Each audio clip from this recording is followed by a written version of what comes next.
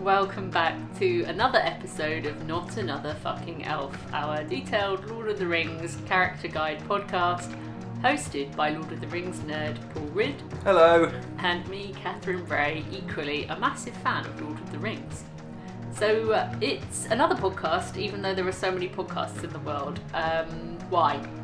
Well, we're both big fans of Lord of the Rings, and we felt like we hadn't seen a character-by-character approach like this, which looked at different adaptations in exactly the way we wanted to do. Yeah, I mean, if there is already one doing exactly what we do, then we've messed up here. Yes. And we're called Not Another Fucking Elf as a tribute to J.R.R. Tolkien's drinking buddies. Specifically Hugo Dyson, who apparently responded to some of the Professor's latest work with that charming little critique. Who are we discussing today? Today we are going to have a chat all about Eowyn, Woman of Rohan. And before we do that, your regular reminder that you can't be coming to us with complaints about spoilers because we are chock full of spoilers. This is a podcast for people who have read or watched or listened to Lord of the Rings at least once.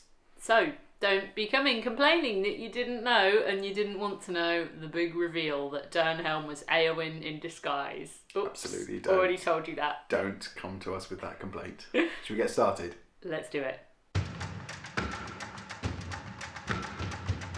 So, kicking things off with the big question as ever, who is Eowyn? So Eowyn is a human woman. She's a blonde like most of her people because she is one of the people of Rohan, the Horse Lords, the Rohirrim. Her name means horse lover in Anglo-Saxon.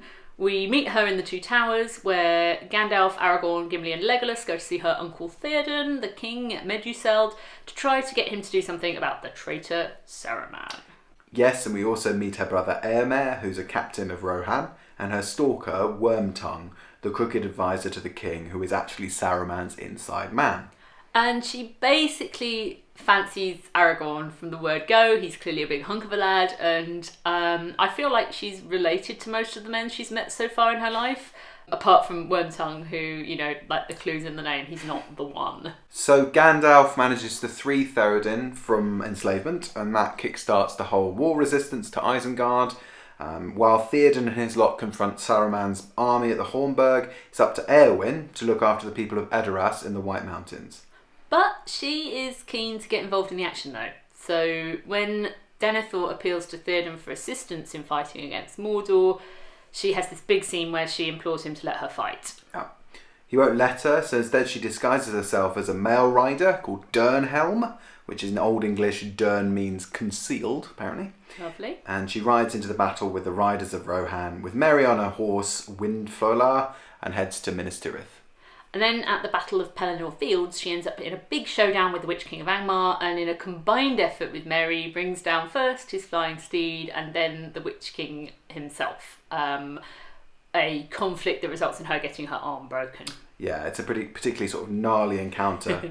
So, having killed the Witch King, Eowyn collapses and winds up in the Houses of Healing, where she's healed by Aragorn. Lovely, touching scene. But it's there that she actually first meets Faramir, who she falls in love with. And she decides to turn away from that previous life of being a warrior and wanting to be a warrior and becomes instead a healer. Yeah, she and Faramir eventually marry, and they head to Ithilien, where they have a son called Elberon, and they live happily ever after, etc., etc. Yeah, lovely. We don't know when she dies. Tolkien doesn't remember to put that into his timeline. I think we know when Faramir dies, but not Eowyn. Interesting, Cool. Let's talk about Eowyn in the book. I feel like maybe as much as any character in the series, Eowyn's is the one that sort of underwent some of the most interesting kind of subtle changes in her eventual transition to big screen and to other iterations. Yeah, so she's kind of a tragic figure, I think, in a way. She's raised alongside her brother Eomer and Theoden's son Theodred, and that's because their parents are dead, they're orphans. Mm-hmm. So she has this tragic backstory from the get-go, and Theodred is a character that we never find out that much about because he gets killed by Saruman's orcs. Mm-hmm. So this is someone who has been, you know, a brother to her, and he's dead, her parents are dead, her country has been taken over by Saruman, her uncle, who's the king, is kind of in the grip of Saruman's crooked advisor. She's in like a really bad place at the point at which we meet her. Yeah, so she's going to evolve once Theoden gets kind of liberated from his enslavement, and she's going to evolve into a character who's always going to be sort of questioning her place in the story and in the sort of domestic sphere that she's been bound to by her world, right? Yeah, totally. Characters in the book say multiple times, she is brave, she can fight. At the same time, they're locked into this world of, but she shouldn't, she's a woman. Yeah. So no one is very keen for her to be out in the field or anything, hence the deception with the Dernhelm disguise get-up, which is all very Shakespearean, that idea of women disguising themselves as men to go on quests. She fits very neatly into that. I think she's probably the most interesting female character in Lord of the Rings.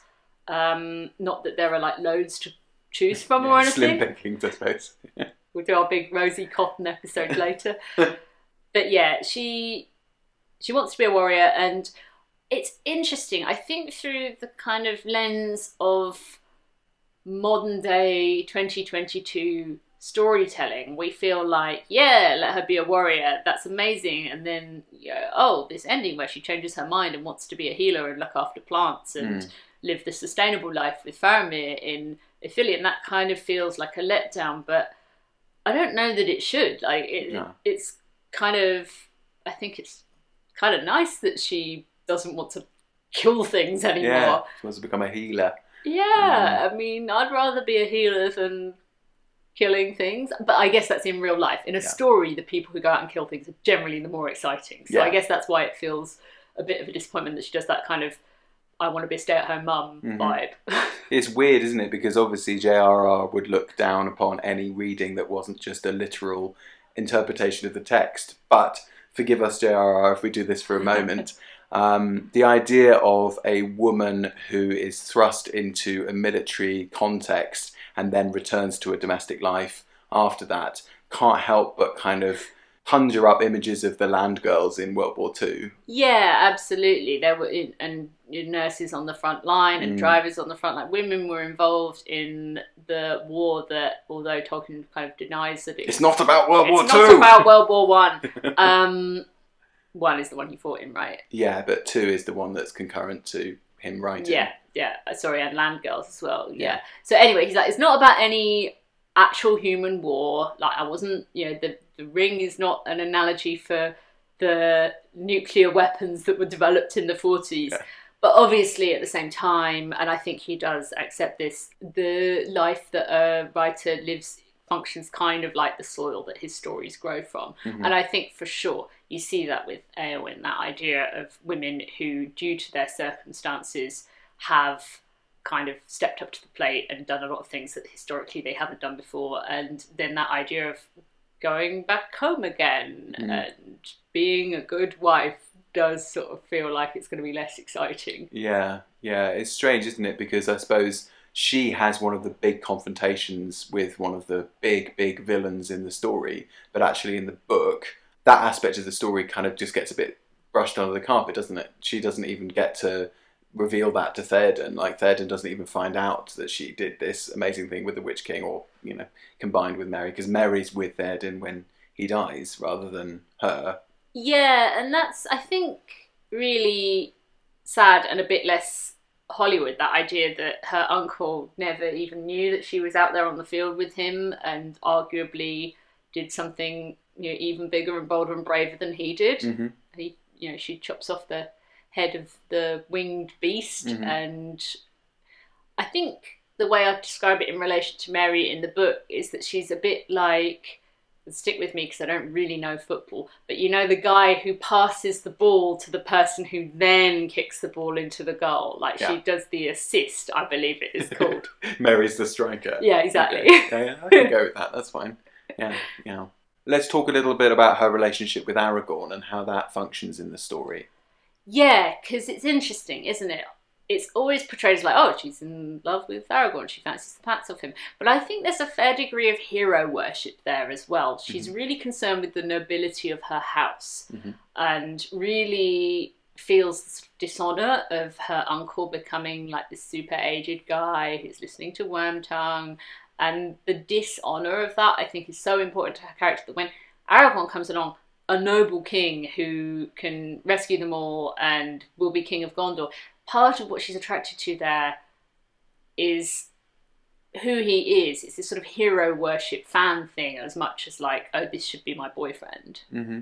Yeah, so it's something that's born out of a kind of mutual respect as well, right? It's something that, has to do with her transgressing her place in the world, and wanting to kind of achieve heroic ambitions through her own actions, but also in her association with this clearly kingly figure. Yeah. She's someone who fundamentally, like, I don't think has that strong of a sense of herself when we first meet her, because she's looking to other people. So she's looking to her country to provide a sort of sense of honour and purpose, and she's looking then to Aragorn and like, could I be with him, and would that give me a sense of purpose? And I suppose it's interesting to think about whether she repeats that pattern with Faramir, or is it that she actually knows herself by that point, and then when she falls in love with Faramir, that's not her doing that again. That's not her kind of going, oh, well, you know what, a prince is just as good as a king.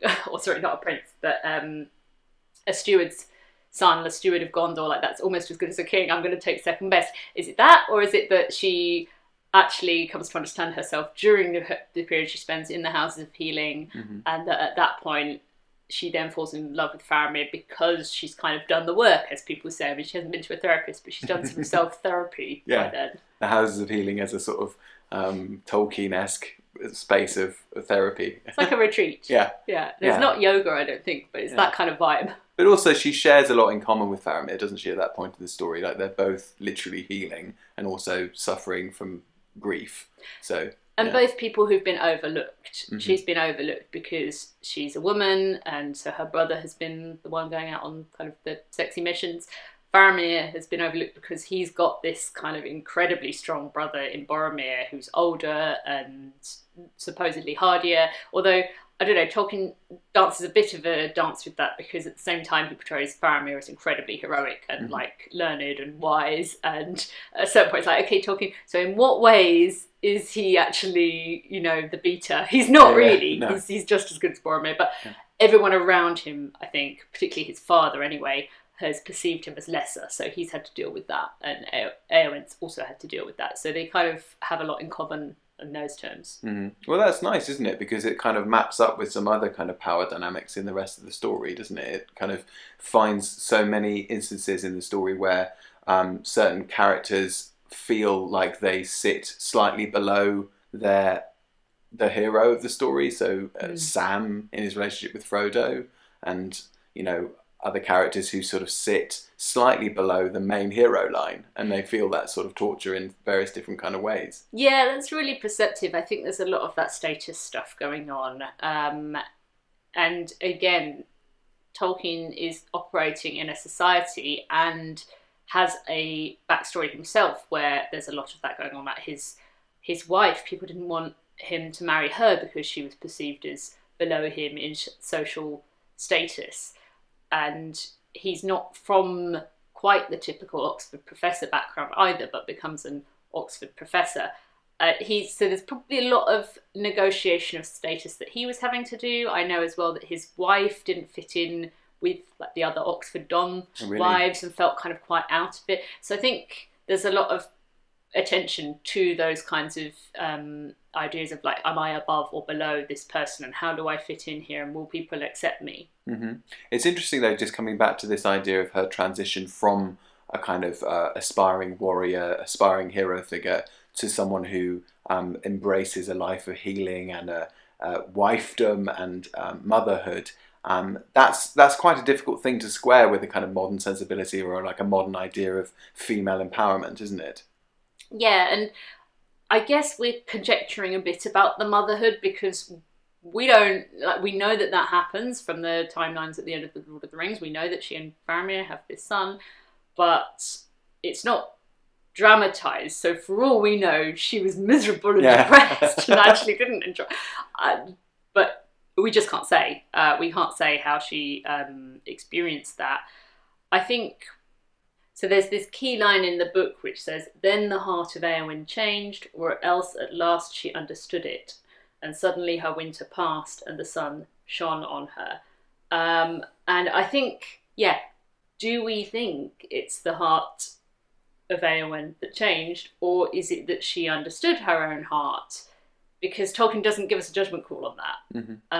And I think if it's the idea that she understood herself at last, and it's quite a positive change, it's that actually this was your true self all along, and the idea that you wanted to go out and kill things and take joy in, you know, songs of death, as it says at one point, then that's really positive if you're like, oh, actually, that wasn't me. If it's that her heart conveniently changed just at the point when she's realised that she's not going to be a Shieldmaiden and that Aragorn is out of reach, but there's this convenient guy there, then it feels like a different moment. Yeah, it feels like she's sort of succumbing to her function within a narrative that can't include that kind of empowerment. But yeah, like I love that ambiguity. That's beautiful. Yeah. And Tolkien wrote about this stuff, interestingly, as well in his letters. Shall we have a little extract from one of those? Sure thing. This is talking about Eowyn. So, it is possible to love more than one person of the other sex at the same time, but in a different mode and intensity. I do not think that Eowyn's feelings for Aragorn really changed much, and when he was revealed as so lofty a figure in descent and office, she was able to go on loving and admiring him. He was old, and that is not only a physical quality. When not accompanied by any physical decay, age can be alarming or awe-inspiring. Also, she was not herself ambitious in the true political sense.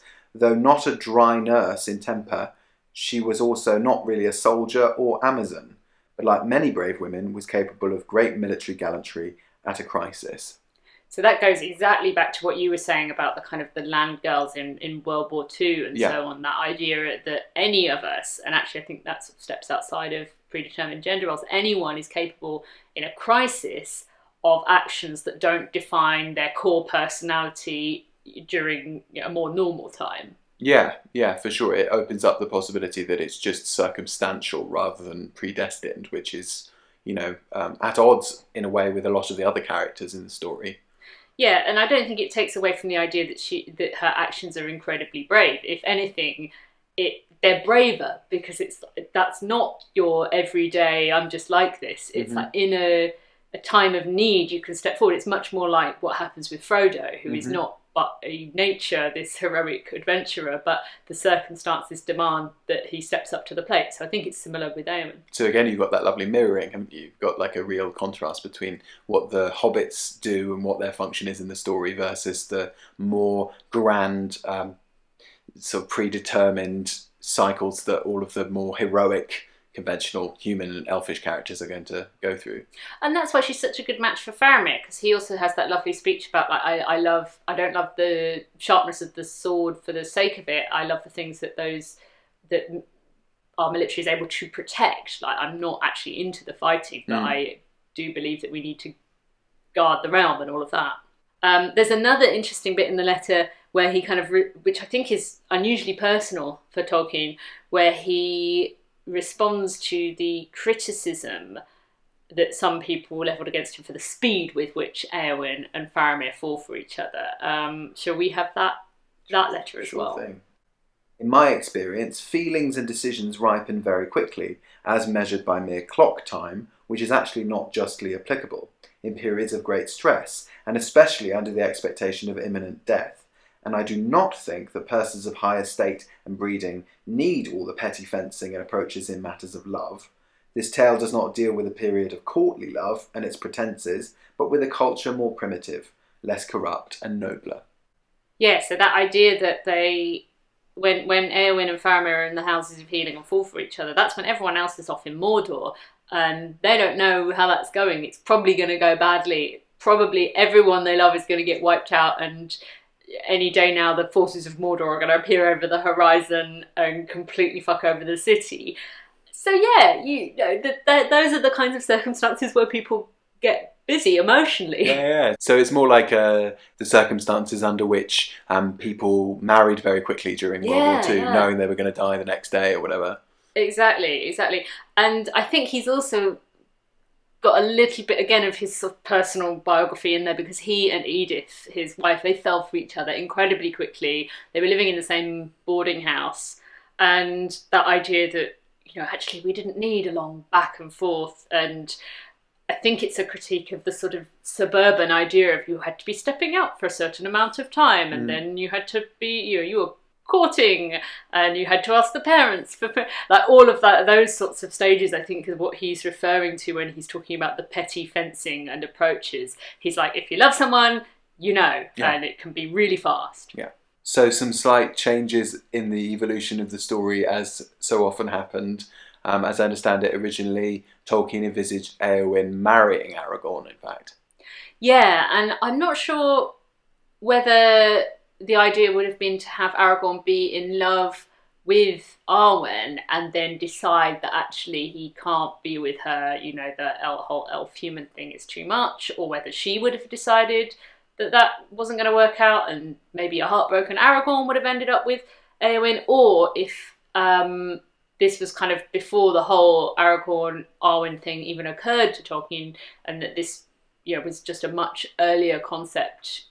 But I could see that version, absolutely. Like, imagine Eowyn's killed the Witch King, the king comes to heal her, and they fall in love. Lovely. Yeah. And Faramir is kind of a late addition to the text as well. He's not a character that Tolkien planned to put in there from the beginning. He just popped in out of nowhere when he was writing the Ithilien passage, and then ended up kind of sticking around for multiple chapters. Yeah. So I can completely see that version of it, and in the film adaptations, I think it would have been hard to see Miranda Otto and Viggo. For sure.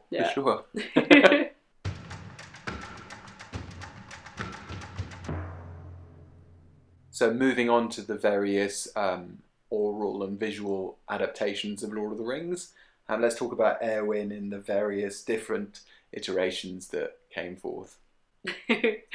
Iterations come forth.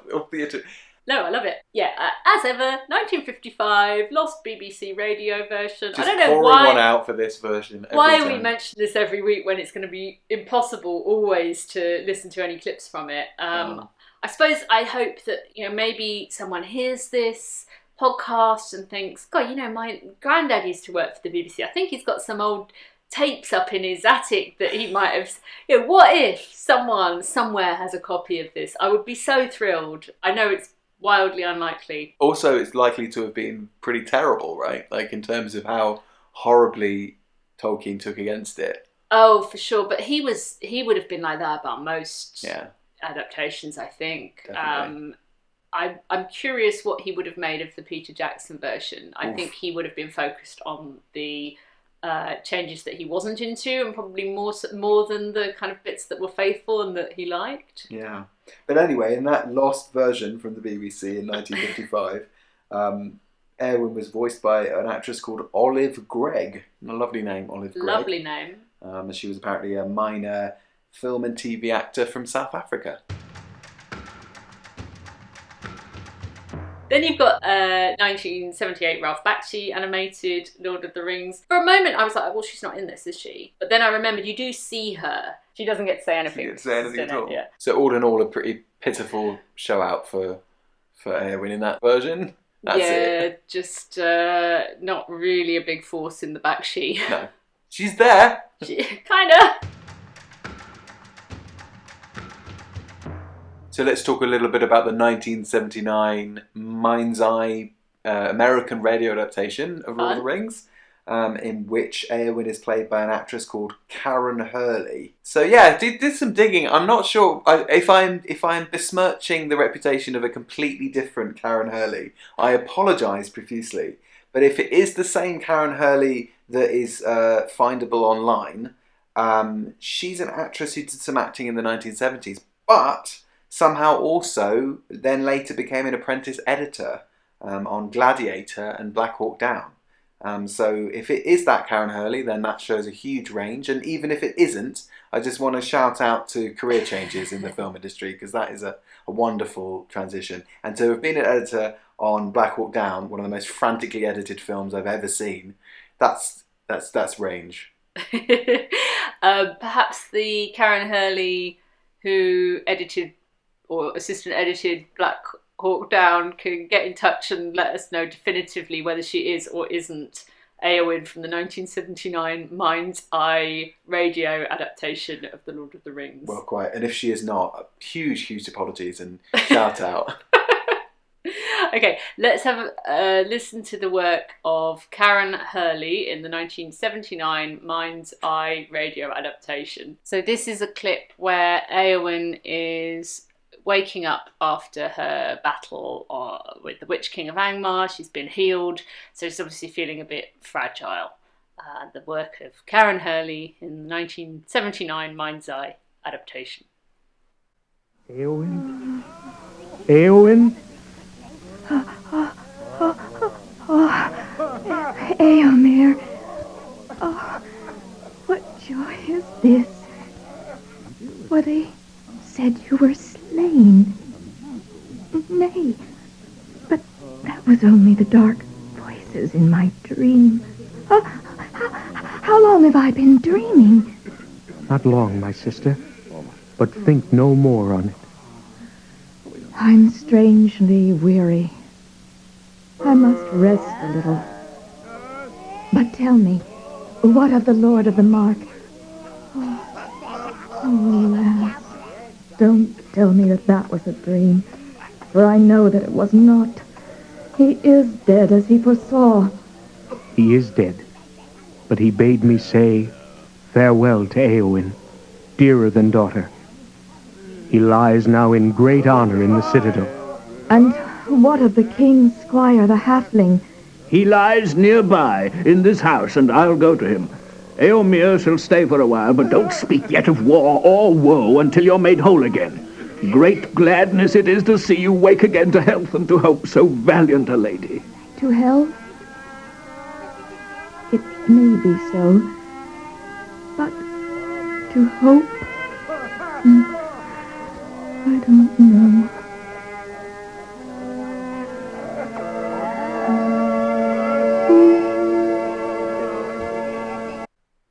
So quite a sort of orgasmic Eowyn there. Yeah, she's really happy to be healed. Yeah, all taking place at some sort of orc orgy that's going on in the House of Healing. Yeah, I don't know why the Houses of Healing sound like the sort of background noise on like Doom or Quake or something when there's just going on in the background. Soldiers probably, I don't know, suffering from their wounds. I suppose it's a nice attempt to kind of build the story world of like there's lots of people injured, not just the main important characters. Yeah. So on a logical story world level, it's great. On an audio experience level, it's shocking. Yes. Just sounds all. You've got this There's suggestive noises going on. Main characters having this important moment and going on in the background. Yeah, anyway, so that's a very, very American voice, or two very American voices. It's hard to kind of... They're from Rohan. Eowyn. Yeah. So much more in keeping with the kind of animated world of Return of the King, right? Yes, which we are about to hear. Shall we strap on some Rankin Bass 1980 Return of the King, Eowyn? Yeah, so here you've got Eowyn voiced by an actress called Nellie Bellflower. Because the film was produced in kind of isolation without versions of Fellowship or Two Towers preceding it, it's very much hastily compresses the plot of the book, and this is actually the first time what we're about to hear is the first time we actually meet Eowyn, which is on the Pelennor Fields at the climactic moment where she confronts the Witch King of Angmar with Merry. So yeah, Nellie Bellflower is a prolific voice actor and actress, but also, interestingly, she's a producer on Finding Neverland, for which she was Oscar nominated, and Miss Pettigrew Lives for a Day. So Fantastic! You absolutely love a career change, I love a don't career you? change. Okay, so let's take a look at this scene. We'll put this on social media as well, I think, because what I think is interesting about this is how anime she looks, and we know that there's quite a few animators who work in the Rankin Bass studio who later go on to work for studios like Studio Ghibli and do much more credible work there. I think you can actually see hints of that in this Witch King of Angmar section with Eowyn and Nellie Bellflower. Begone, foul Dwimmerlake, Lord of Carrion. Leave the dead in peace. Come not between the Nazgul and his prey, or he will slay thee in turn. Do what you will. I will hinder it if I may. Hinder me? Thou fool! Dost thou not know the prophecy? No living man may hinder me. But no living man am I. You look upon a woman. Eowyn am I. You stand between me and my lord and kin. Begone, for living or dark undead, I will smite you if you touch him. A woman? Eowyn? 'Tis Lord Theoden's niece. She wanted to ride with us, but he forbade. She disguised as a knight and she came hither. Just a chaos, really, isn't it? Yeah, so very anime-looking Eowyn. I don't mind Nellie Bellflower's vocal stylings, like, apart from the fact that she's American. Yeah. I feel like she's bringing that right kind of strength and nobility. I mean, they're very different scenes, obviously, but the Mind's Eye version, we were hearing Eowyn at her weakest, so maybe it's not a fair comparison, but this is more how I picture Eowyn. Yeah, for sure. It's not how I picture the Witch King at all. Sounds like a dying seagull. It really does. It actually sounds like the effect that is used to create the voice of the Vogons in The Hitchhiker's Guide to the Galaxy. So it's just very weird for the Witch King suddenly to rock up and sound like a Vogon. And I think they fluff the visuals of his death as well. His body sort of deflates like a balloon. It's not very good. It's just very poor. But yeah, serviceable Eowyn. No complaints really about the voice. Visually, it's more like anime. She looks nice. Yeah.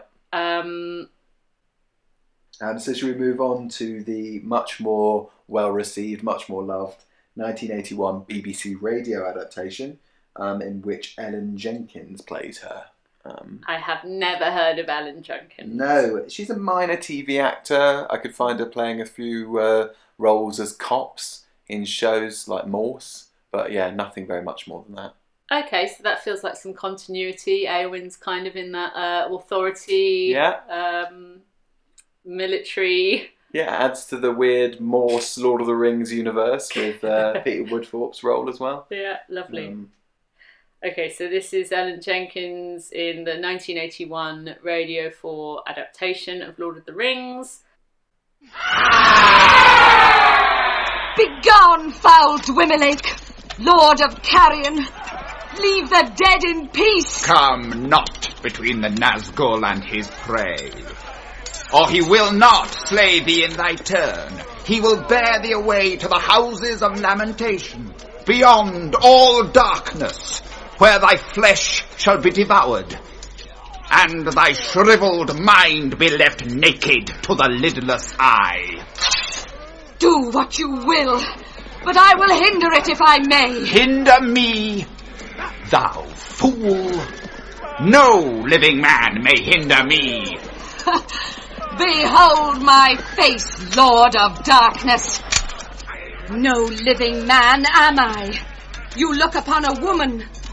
Eowyn I am, Eomon's daughter. You stand between me and the king, my kinsman. Begone if you be not deathless. For living or dark undead, I will smite you if you touch him. Yeah, so quite a Shakespearean take on it. Very much the principal boy about to reveal that she's in fact a woman. It's a nice point to jump to the riddle, which we haven't really talked about, have we? We haven't talked about the idea of I am no man, which is... a little bit of...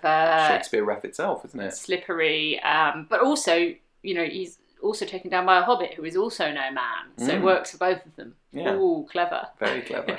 I like, to just jump back into her performance again, I like the way she does a little laugh, the kind of like... and it's not in the realm of a Marvel comic. No. We're not taking any of this too seriously, sort of snarky laugh. It's a proper facing death with a grim chuckle laugh that she gets in there when she realises she's got one over on him. Yeah, and it's generally a better Witch King, isn't it? It's less awful.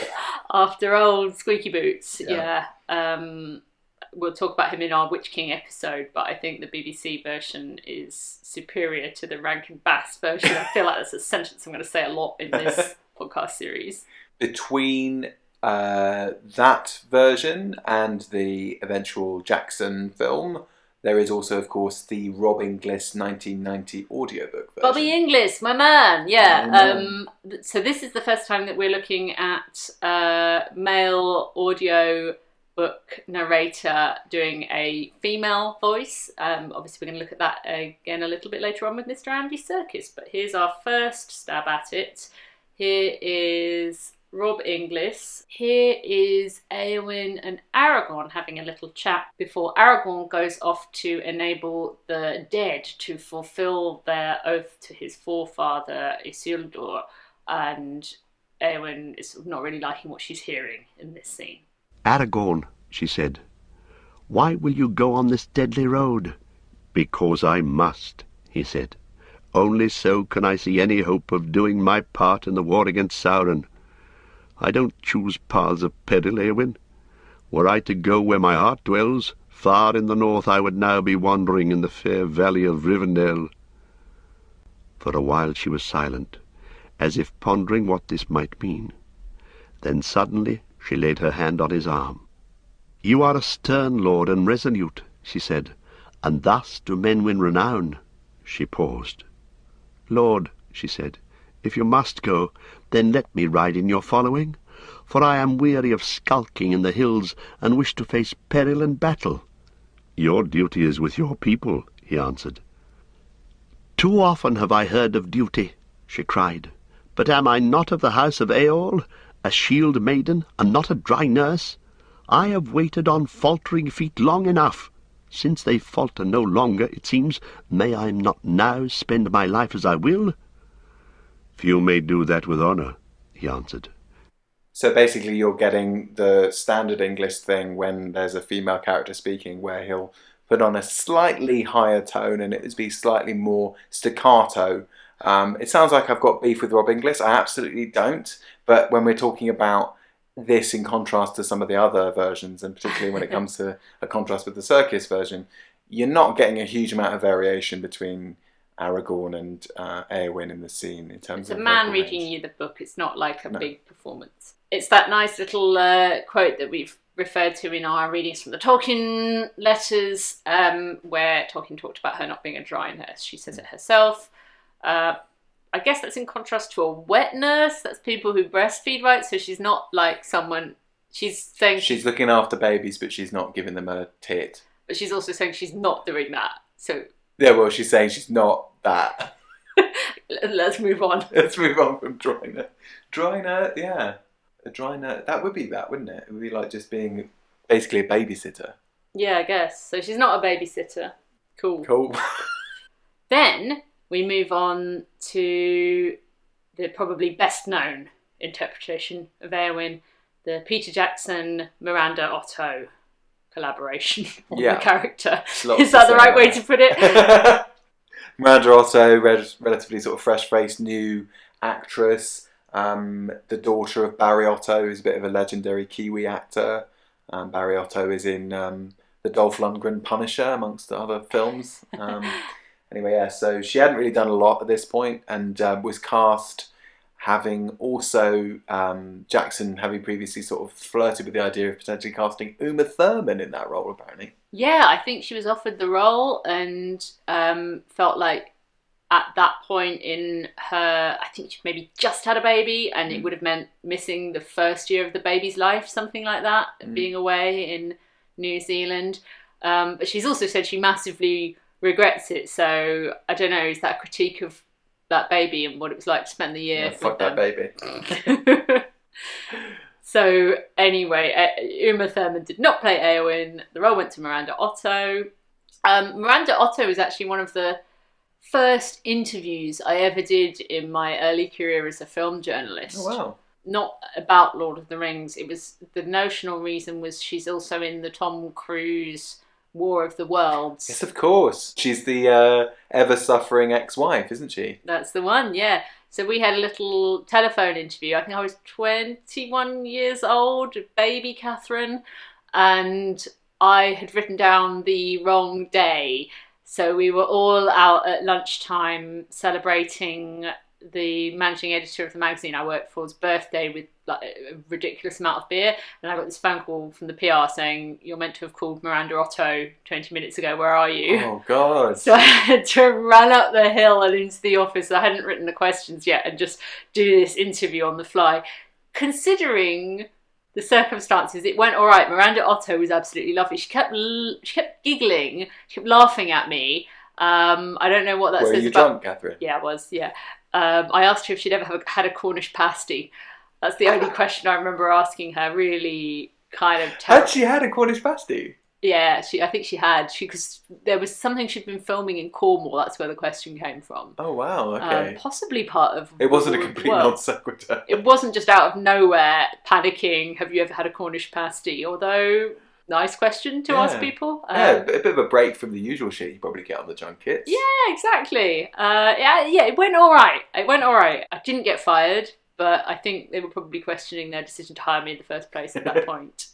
So Miranda Otto playing Eowyn in the Peter Jackson series of films. We're going to hear a few clips of her now.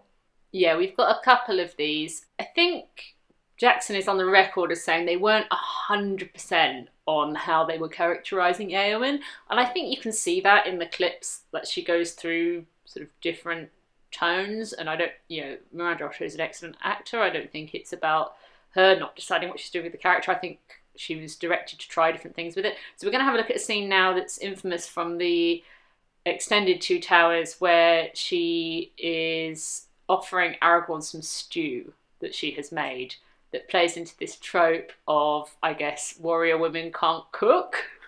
Not the finest hour of the Peter Jackson trilogy. No, we'll start with like a bad one. I made some stew.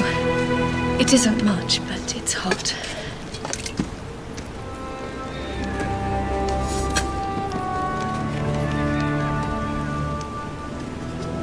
Thank you.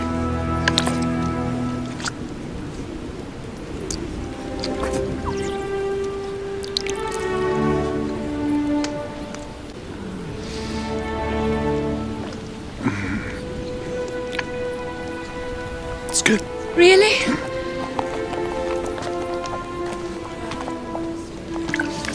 My uncle told me a strange thing. He said that you rode to war with Thengel, my grandfather. But he must be mistaken. King Theoden has a good memory. He was only a small child at the time. Then you must be at least 60. 70? You cannot be 80. 87. You are one of the Dunedain. A descendant of Númenor, blessed with long life. It was said that your race had passed into legend. There are few of us left. The Northern Kingdom was destroyed long ago. I'm sorry. Please eat. Genuinely atrocious scene. So she has to handle not only the, badass women can't cook trope, but also sort of being Mrs. Exposition for Aragorn being 87 years old. Oh. I guess it's helpful to know that Aragorn is old and that maybe the relationship wouldn't have worked out for age gap reasons. Yeah, maybe it slightly makes up for the fact that the Faramir business is so stacked in the end of Return of the King. Well, speaking of that scene, do you want to see? Shall we have a little look at how that does play out? Let's have a look at that. There is no warmth left in the sun. It grows so cold. It's just the damp of the first spring rain.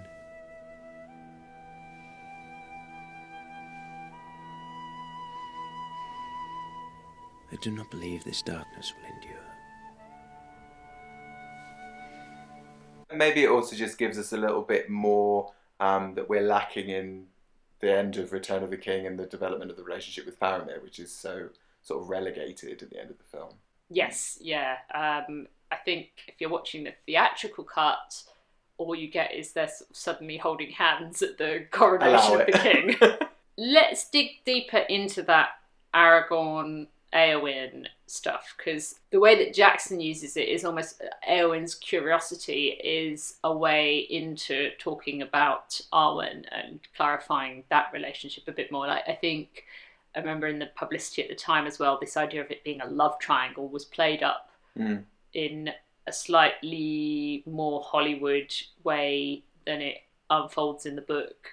Why are you doing this? The war lies to the east. You cannot leave on the eve of battle. You cannot abandon the men. Eowyn. We need you here. Why have you come? Do you not know?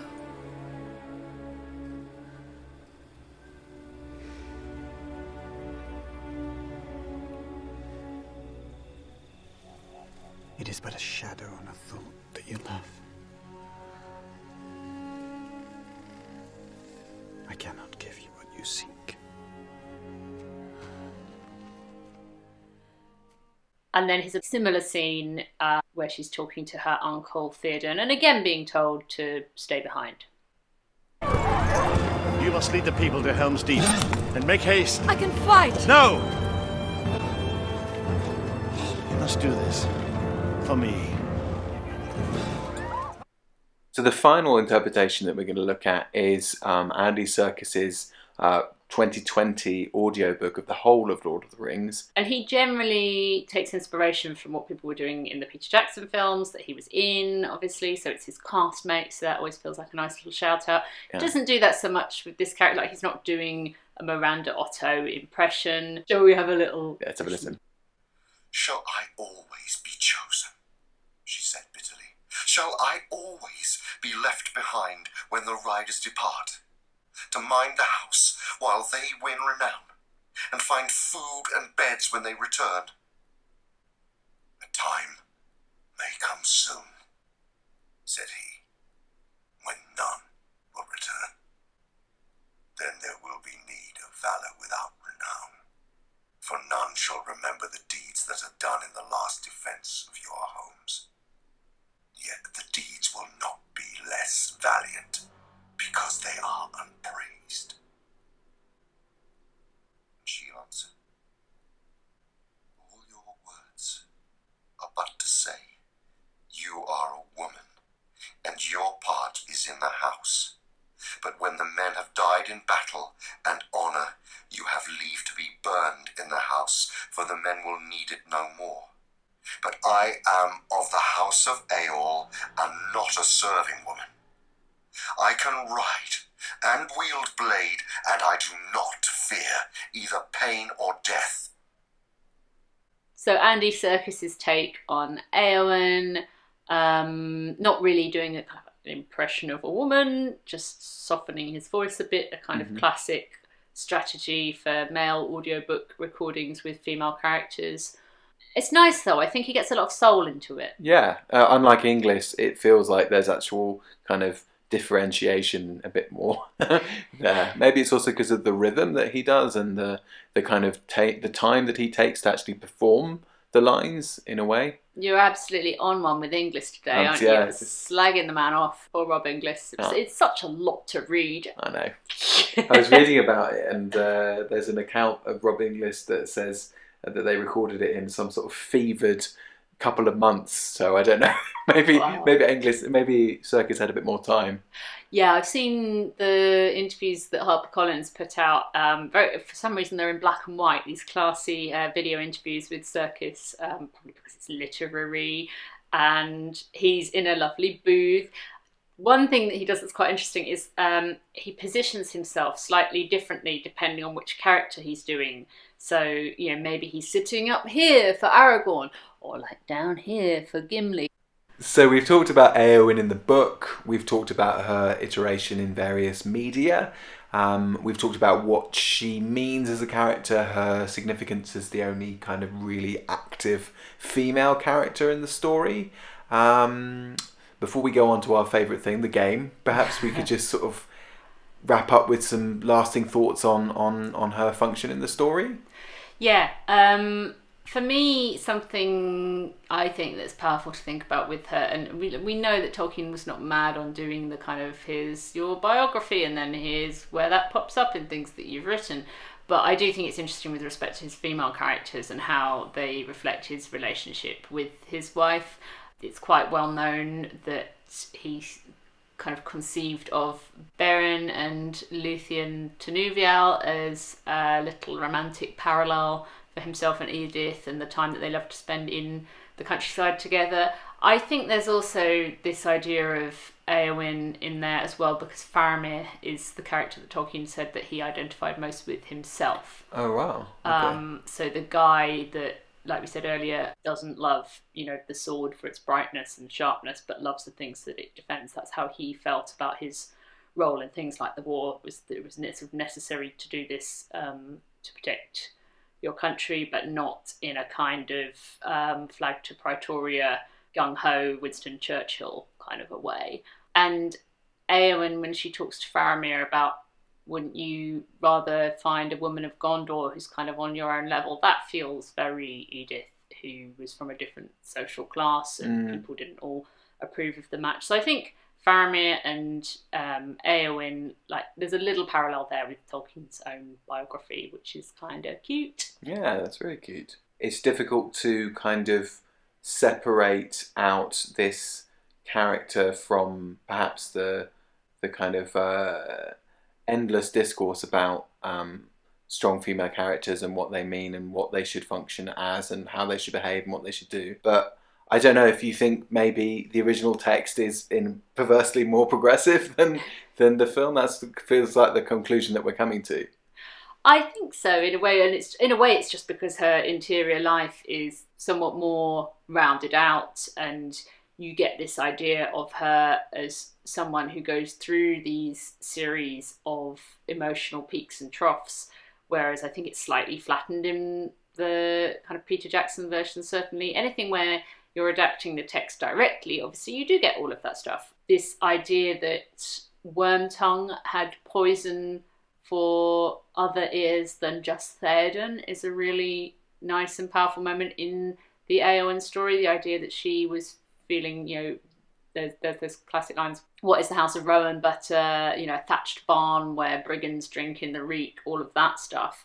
And the idea that she's internalised that because of Wormtongue's hold on her uncle, I think is really powerful. And we haven't talked much about Wormtongue kind of creeping around and stalking her. That's something that the Peter Jackson film makes more of than the she's been promised him by Saruman, right? That's the implication, yeah. And Jackson has fun, I think, and Brad Dourif as well, with the idea of him watching her and haunting her steps. And there's a scene where I think some people on the internet say they almost feel like she and Wormtongue are going to make out, whether they have a very intense scene together. And you can see why, if you're basing it purely on what you're seeing on the screen at that moment. That would have been an interesting way to go with it. I think purists would have hated it, but that idea that she's in such a place of self-loathing that she would even contemplate for a moment some kind of alliance, romantic with or Wormtongue. Otherwise, with Wormtongue. Yeah. Because he sees her more clearly than anyone else, I think. It's interesting you should talk about sort of things that people read into the film versions. I always think that there's so much more, maybe because they share slightly more complex scenes together, but there seems to be so much more chemistry between Viggo and Miranda than there is between Viggo and Liv. Maybe because elves are inherently not sexy? I don't know, what's the deal there? A lot of Viggo and Arwen's scenes are actually Viggo thinking about her, rather than scenes where they're physically present in a scene that's unfolding now, which the majority of the Aragorn Eowyn scenes are he's not dreaming about her when she's not there, so she of course she seems like a more immediate presence. The Wormtongue scene is interesting, and maybe we should actually cut it in here. The Wormtongue scene is interesting because he is someone who is looking at her as she is, and the outcome of that is creepy because he's saying you are alone, and I can see that you're alone, and he's kind of underscoring the fact that she's not powerful. But the other scenes that she has with the men in her life, with Aragorn and with her uncle, that's kind of people telling her what she should do, not what she... And so there's less of a connection there. Let's see the episode out by having a little look at that creepy Wormtongue scene with Miranda Otto and Brad Dourif. Leave me alone, Snake! But you are alone. Who knows what you've spoken to the darkness in the bitter watches of the night, when all your life seems to shrink, the walls of your bower closing in about you, a hutch to trammel some wild thing. So fair, so cold, like a morning of pale spring still clinging to winter's chill.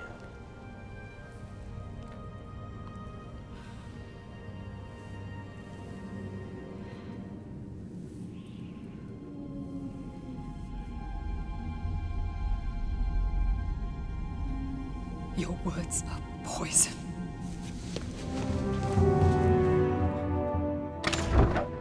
Creepy scene. Creepy scene. I think the reason it seems so creepy is that those lines that he speaks to her in the book, they belong to Gandalf being perceptive behind her back about how she feels about Rohan and the fact that she's alone, and the sentences about her being so cold and fair. That's something that lots of people say about her at different points. Jackson kind of ports those lines over to Wormtongue, who doesn't say anything like that in the book, and it creates this weird intimacy where something that the author knows about her to be true is put into the mouths of a villainous character. It's really interesting. It's certainly not canon, but I think of the non-canon things that happen with Eowyn, I think it's one of my favourites because it feels psychologically true. Yeah, for sure. It sort of lends an undercurrent of kind of menace and ambiguity to her that's maybe not sort of gifted to her later on. Anyway, would you like to play a game? I would love to play a game.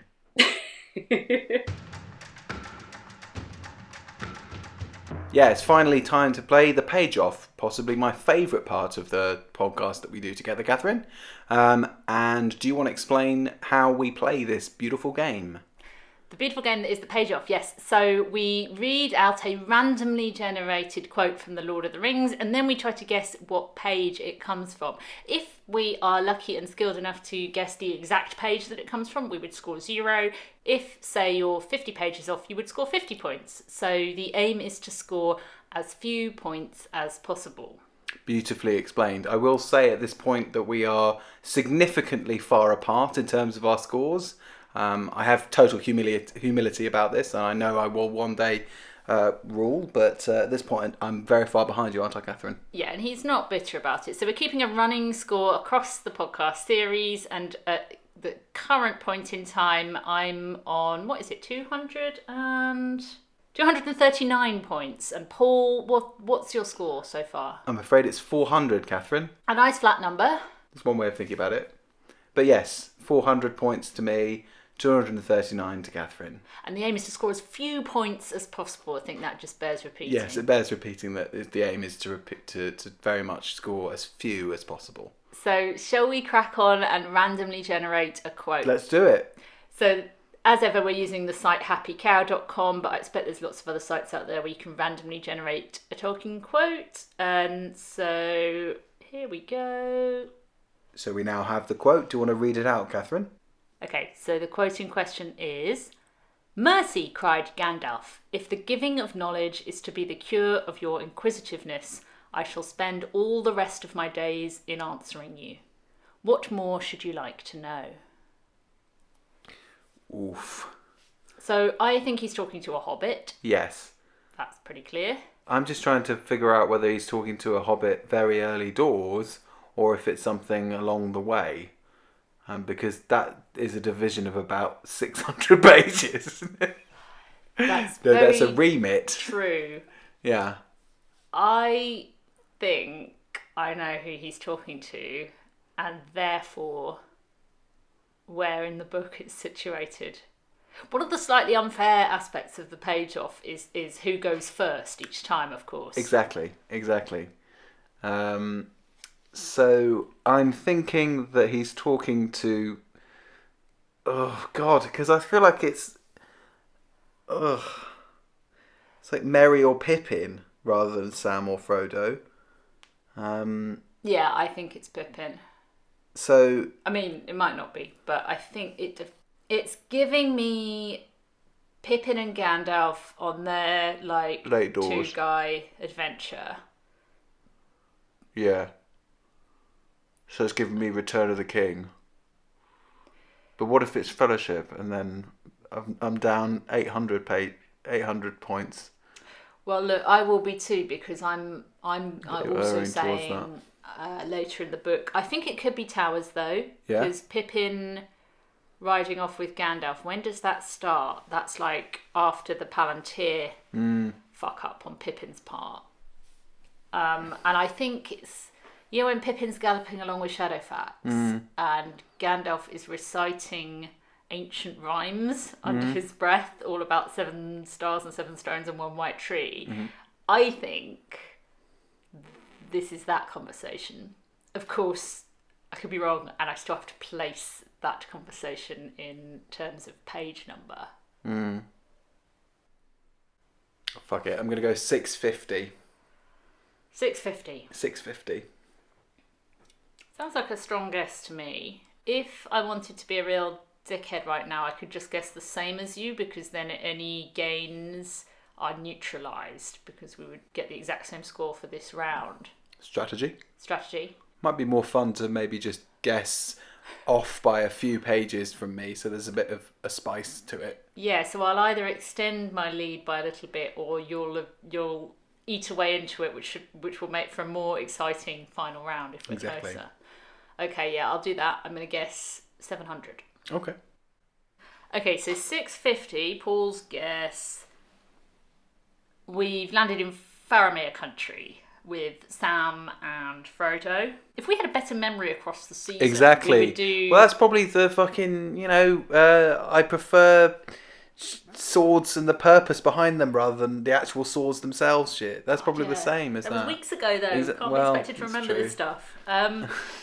Okay, 700, my guess, lands us on... Yeah, Frodo, Sam and Gollum back together after the Faramir adventure. Okay.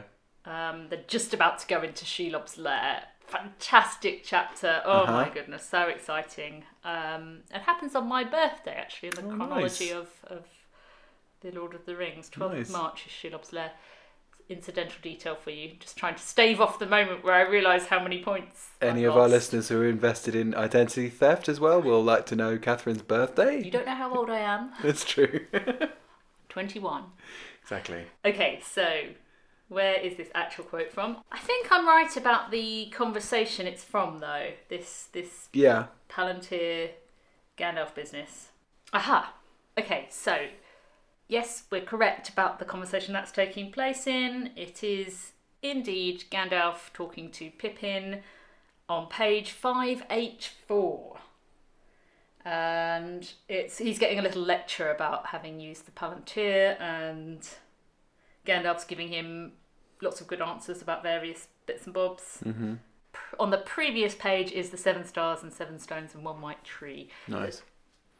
So you were right about the positioning, but the page number... Page number eluded me. Well off. Okay, so what is 700 minus 584? That is 116. Okay, so we can add 116 to my score.